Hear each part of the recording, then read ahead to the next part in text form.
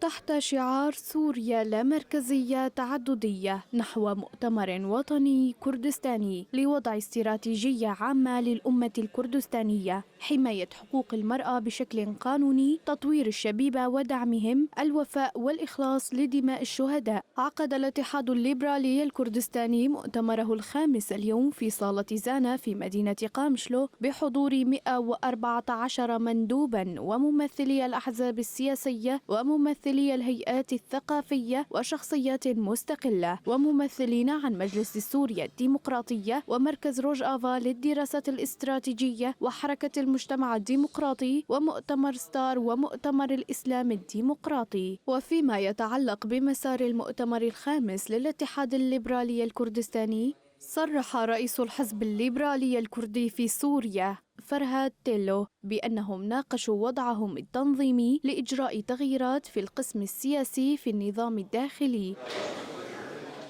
بعد ذهاب الإعلام والضيوف تم إقرار مقدمة جديدة للمنهاج السياسي للاتحاد الليبرالي الكردستاني، قبل أن يقترح الرفاق بتقديم مقترح تبديل اسم الاتحاد الليبرالي الكردستاني إلى الحزب الليبرالي الكردي في سوريا. وتم مناقشته طويلا، وأقر المؤتمرون أعضاء المؤتمر بالأغلبية الساحقة على تبديل اسم الاتحاد الليبرالي الكردستاني إلى اسم الحزب الليبرالي الكردي في سوريا.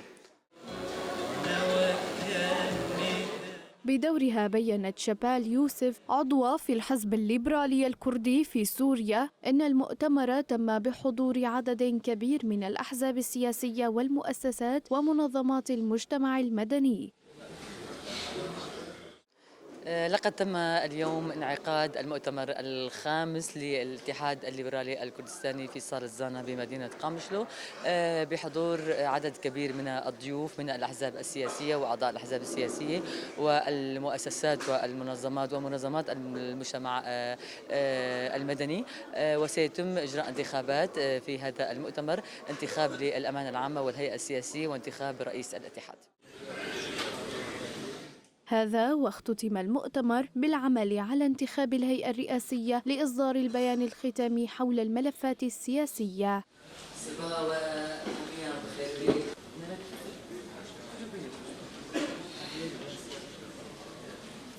حبيبي